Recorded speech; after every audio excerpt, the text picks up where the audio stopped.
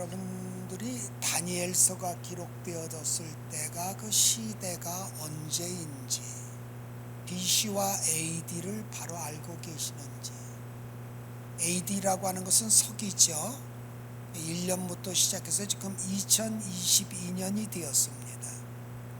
그런데 예수님 탄생 이전으로는 BC라고 해서 나라가 거꾸로 숫자를 셉니다. BC 1년은 예수님 탄생 1년 전.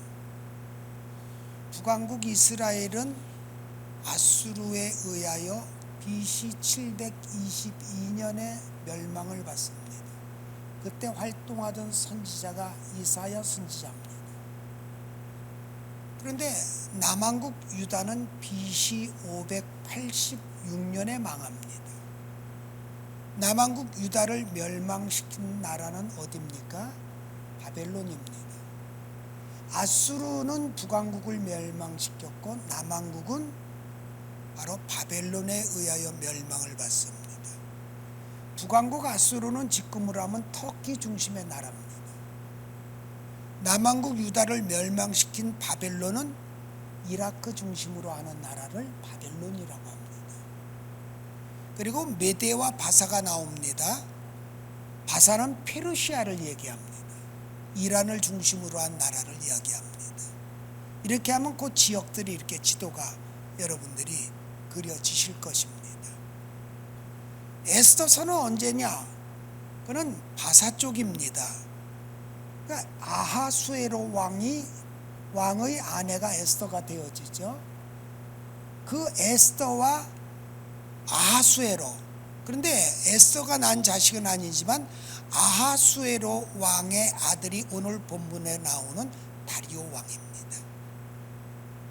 그러면 다리오가 성경에 보면은 포로 시대 때에도 또 나오는데 앞에 사람도 있고 뒤에 사람도 있고 헷갈려요. 메대 사람 다리오가 있고 바사 사람 다리오가 있어요.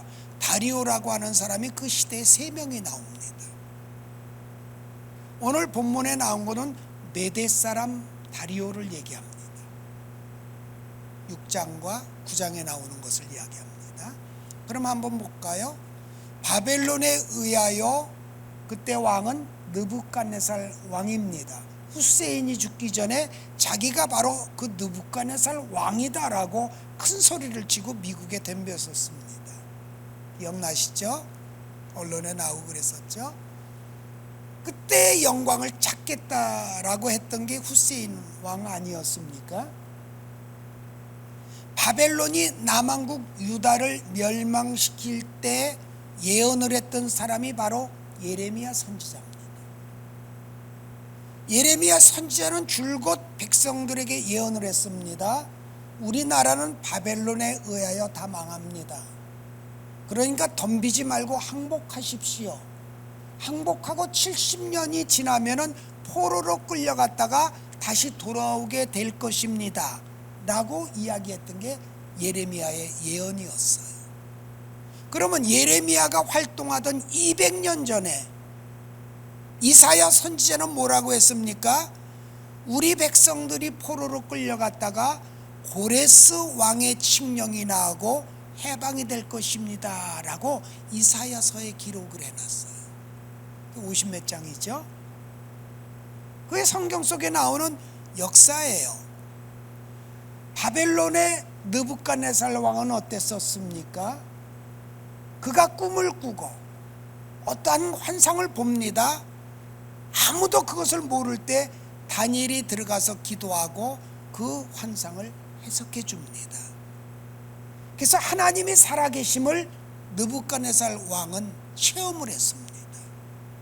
남왕국 유다를 처절하게 멸망을 시켰지만 그는 하나님의 종으로 남왕국 유다를 멸망시킨 것입니다.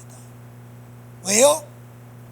남왕국 유다 사람들이 하나님의 말씀을 지키지 않고 하도 우상을 섬기며 곁길로 가니까 하나님께서 선지자를 통하여 계속 예언을 하셨던 거예요.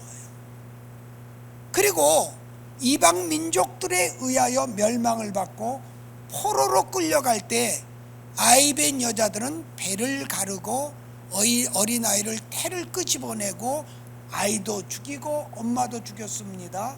어린아이들은 청벽에서 휘둘러서 성벽에 내려놓아서 머리가 터지도록 하고 아이들을 죽였었습니다.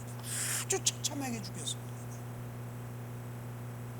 결국은요, 바벨론의 느부갓네살에 의하여 머리 좋고 똑똑한 놈들을 잡아가자 해서 왕족 중에 많은 사람을 잡아갔는데, 그때 끌려갔던 사람이 에스겔 선지자, 그때 끌려갔던 사람이 다니엘 선지자입니다.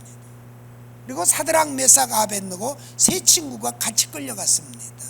에스더도 끌려갔습니다. 모든 사람들이 끌려갔습니다. 자, 이제 포로로 끌려갔어요. 하나님께서 70년 만에 해방을 주신다고 9장에 나타난 말씀, 예레미야를 통한 말씀이 있습니다. 9장에서 다니엘이 그 70년이 끝나갈 때쯤 하나님의 그 언약, 예레미야의 예언을 생각하게 되어진 겁니다. 오늘같이 성경이 이렇게 많았던 시기가 아니에요. 두루마리로 기록된 하나밖에 없었는데 예레미야가 그걸 깨달았다는 거예요. 책을 어디서 봤을까요? 근데 예레미야는 깨달았어요. 우리 민족들이 70년 만에 해방을 받게 되리라고 했는데, 다니엘이 그때 끌려와서 70년 동안에 무엇을 했습니까? 왕이 3번 바뀝니다. 느부갓네살에서 다리오, 다리오에서 고레스, 나라가 3번 바뀝니다. 느부갓네살은 바벨론, 그 다음에 다리오는 메대, 고레스는 바사. 나라가 3번 바뀌는데 그 사람은 그때까지 총리를 계속했어요. 요즘 한국에는 총리 되면 2년 하기도 힘들잖아요. 70년 동안 얼마나 하나님 앞에 정직했으면 하나님께서 다니엘을 그 세 왕에 걸친 그 시대 속에서 총리로 계속 사용하게 하셨습니다. 오늘 다니엘의 내용이에요. 70년 만에 포로 생활이 끝나리라, 고레스에 의하여 해방받게 되리라. 아직도 나오지 않은 고레스였지만 다니엘은 그것을 알게 되어졌어요. 그래서 하나님의 해방의 때가 되었는데, 이때 가장 필요로 하는 것은 우리 민족을 위한 기도다. 하나님께서 어떠한 뜻을 정해 놓으시면 그 뜻을 정하신 그 시기에 하나님께서는 기도의 사람으로 기도를 먼저 하시게 하십니다. 여러분들에게도 성경을 주시고 세계 선교를 위하여 나아가는데 여러분들한테 요구하시는 것이 무엇일까요? 물질 몇 푼일까요? 아니에요. 먼저는 기도예요. 하나님 앞에 뜻을 정하고 기도하는 사람. 다니엘은 이것을 알았어요. 뜻을 정하고 기도하기를 시작하고, 아까 이제 9장 2절 3절로 넘어가면은 금식하기를 시작하고 하나님 앞에 부르짖기를 시작하는 게 다니엘이었어요. 근데 놀라운 일이 벌어져요. 오늘 본문에 보니까 바로 기도할 때가 되었고 다니엘이 작정하고 기도를 시작했더니 기도하지 못하게 하는 세력이 나타났어요. 왜요? 다니엘은 흠을 잡아도 흠을 잡을 데가 없어요. 비리를 캐봐도 아무것도 털어도 나오는 먼지도 없어요. 그러니까 결국은 그 메대와 바사의 방백들이 다니엘을 흠을 찾기를 시작하는데, 하나님께 대한 신앙을 빼놓고는 다니엘에게 흠을 잡을 수가 없으니까 왕 이외에 다른 어떠한 신에게 기도하는 자는 잡아서 사자굴에 잡아놓기로 합시다 하고 왕을 꼬시기를 시작해요. 왕이 속아 넘어갔어요. 결국은 그 도당을 찍었어요. 그런데 오늘 본문에 보니까 다니엘은 그 시점으로 해서 뭐라고 했냐? 창문을 열고 예루살렘을 향하여 기도하기를 시작하니라. 다니엘 집에 와서 맨날 정탐하는 무리가 있었는데 그들 앞에 문을 열고 숨어서 하는 기도가 아니라 하나님 앞에 내어놓고 기도하기를 시작한 거예요. 생명을 걸고요. 사자굴에 들어가요. 관계없다. 하나님의 나라에 가면 되지. 그게 다니엘의 믿음이었어요. 여기서 지혜를 하나 얻어요. 여러분들이 하나님의 뜻을 정하고 그 뜻대로 살고 하나님의 복이 임하였을 때 먼저 역사하는 것은 무엇인가요? 본문에 보니까 마귀가 사람을 통하여 나를 방해하고 마귀가 내 못된 성격을 통하여 나를 찔러대고 하나님에게 작정하고 나아가려고 할 때 가장 먼저 역사하는 놈들은, 먼저 알고 먼저 역사하는 놈들은 마귀의 역사라고 하는 거예요. 다니엘을 고소를 하잖아요. 요한복음 13장 2절의 말씀을 저는 가장 가슴 깊이 새겨놓고 있는 사람이에요. 가룟 유다에게 예수님을 팔려고 하는 생각을 마귀가 집어넣었더라. 여러분들 찾아보세요. 요한복음 13장 2절에 그렇게 나와 있어요. 그러면 마귀는 이미 예수님의 사역을 알고 예수님을 팔아먹고 그 사역, 십자가의 사역을 하지 못하게끔 팔게 하는 생각을 누가 집어넣느냐? 마귀가 집어넣었다. 우리의 생각은 바로 깨어있지 않고 하나님 앞에 열려있지 않으면 세상에 속게 돼 있어요. 마귀는 사람을 통하여, 생각을 통하여 역사를 합니다. 영의 사람들은 말씀이 기준이 되어지고 하나님의 기준이 되어지면, 혼이 중심인 사람들은요 영의 세상을 몰라요. 내 생각이 주관이 되어지고 여러 사람들의 종합된 의견이 주가 되어져요. 그래서 혼의 사람들은 속아 넘어가기 쉽고 마귀에게 넘어지기가 쉬운 것이에요. 여러분들 성격 가운데 뭐가 제일 약합니까? 어떤 분들은 이성에 약해요. 어떤 분들은요 급한 성격이 있어요. 어떤 사람들은 명예욕이 있어요. 어떤 사람들은 돈을 끔찍이 사랑해요. 내 제일 약한 부분을 통하여 마귀는 역사를 해요. 혈기가 강한 사람은요 확 하고 혈기가 들어와요. 어떤 별스럽지 않은 일인데 혈기가 나요. 또 어떤 사람은 이성에 약하니까 아름다운 여성이 나타날 수도 있고 남성이 나타날 수도 있어요. 박보검이 나타나서 데이트하자고 하면 여러분들 어떻게 하실까요? 박보검이 누군지도 모르시죠? 가장 약한 부분을 통하여 역사한다. 물질에 약한 사람들은 헌금에 약하게 만들어요. 11조 드려도 별 볼 일 없어. 감사 별 볼 일 없어. 아니에요. 진짜 하나님의 역사는요 넘치도록 감사로 감사를 하거나 11조를 하는 사람에게 하나님이 역사하셔요. 그 역사를 경험 못하면 참 불행한 거예요. 아까운 돈을 내니까요. 넘치도록 주셔요. 저는 그렇게 살아왔어요. 한번 무슨 일을 했어요. 일을 했는데 한 2달 일했는데 남은 걸 계산해 보니까 8만 불이 남았어요. 이익이 남은 거예요. 우리 교회 집사님을 데려다 일을 시켰는데 인건비 조금 준다고 화가 났었어요. 근데 제가 헌금 그 나머지 8만 불을 이익 남은 걸 다음 주에 가서 몽땅 헌금을 했어요. 집사님이 와서 잘못했다고 무릎을 꿇더라고요. 목사님의 생각을 몰랐습니다. 모두 다 헌금하기 위하여 일하신 걸 몰랐습니다. 그러더라고요. 우리 교회가 그 돈으로 한 10년 유지했어요. 적자 안 나고요.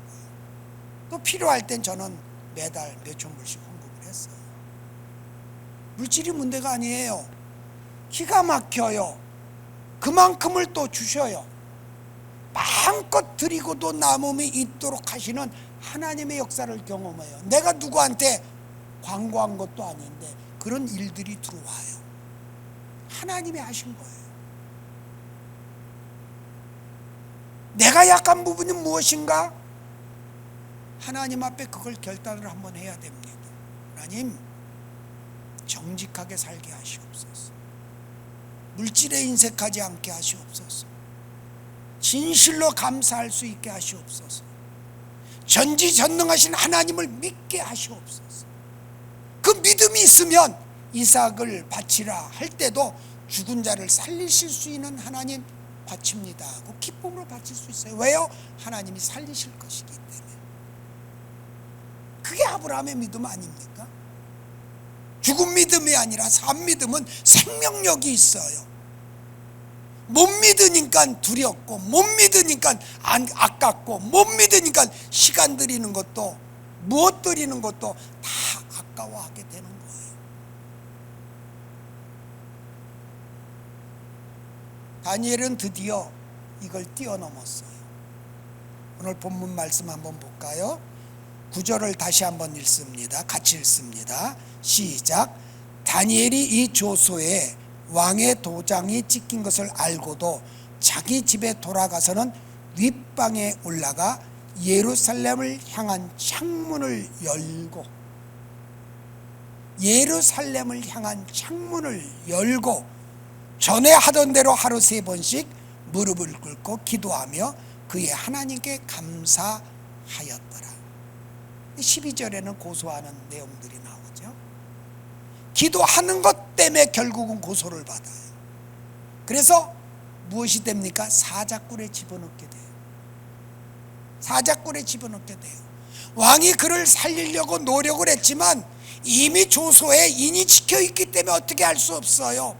물을 수가 없어요. 다리오 왕은 다니엘을 사자굴에 집어넣고 그 밤에 오락을 그치고 금식하면서 다니엘을 위하여 기도한 사람이 다리오 왕이에요. 다음날 새벽이 되었어요. 다리오 왕이 사자굴에 가서 우는 목소리로 이야기해요.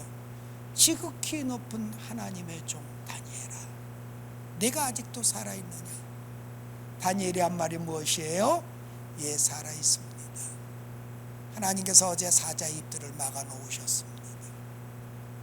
그리고 다니엘을 끌어올리고 그를 고소했던 무리를 집어넣더니 땅이 닿기 전에 물어뜯어서 그들은 다 죽었다라고 성경 기록해 놓고 있어요. 하나님의 역사가 나타났어요.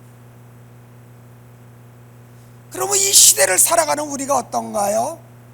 내 생명을 잃을 만큼의 위급한 상황일 때 문을 열고 봐라 이거죠. 세상을 향하여 내가 크리스찬인 것을 숨긴 것이 아니에요. 나를 드러낸 것이에요. 나는 하나님의 사람이야. 돈 몇 푼 갖고 나를 미혹하냐? 자리 갖고 나를 미혹하냐? 나에게는 예수 그리스도의 영이 거하는 하나님의 사람, 영의 사람이야. 담대히 나를 증명할 수 있어야 돼요. 그게 바로 다니엘의 모습이었어요. 위급함이 있어요. 고소하는 일도 있어요. 사자굴에 들어가는 그러한 죽음의 골짜기로 들어가는 일이 있었음에도 불구하고 하나님은 사자의 입을 막아 놓으셨다는 거예요. 승리라고 하는 것은 그냥 얻어지는 것이 아니에요. 믿음의 결단 속에 이루어지는 거예요. 제가 목사 되기로 작정을 했을 때 어느 분이 저한테 기도를 해주면서 그래요. 당신은 목사가 되어야 합니다. 신학교 가세요. 그래요. 저는 그 당시에 말을 더듬었었어요. 성격이 얼마나 급한지요. 말을 더듬어요. 사람들 앞에서 말을 하지도 못해요. 이 급한 성격에 내가 목사를 어떻게 하나. 그리고 새벽잠이 많아서 도무지 새벽 예배에 자신이 없었어요. 나 같은 놈이 어떻게 목사를 하나. 그때 나이 30 정도 됐을 때인데 안양에서 제 또래들은 나한테 안 맞은 사람이 없었어요. 다 때렸어요. 맨날 돈 뺏고 아주 나쁜 짓을 많이 했어요. 근데 나 같은 놈이 목사가 돼?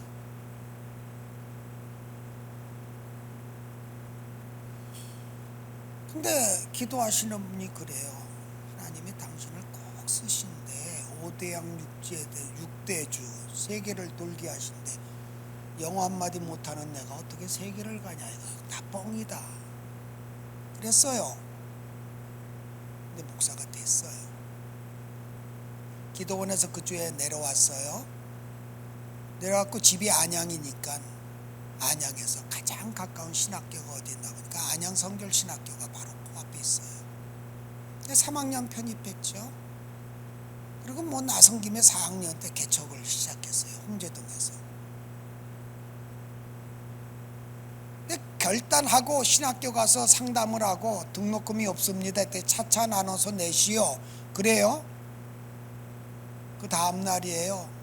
저를 통해서 은혜 받은 안양목장집 며느리가 내복을 팔면서 그동안에 선교를 위해서 모아놓은 돈이에요 하고 등록금을 한꺼번에 갖고 왔더라고요. 등록금 해결이 되었어요.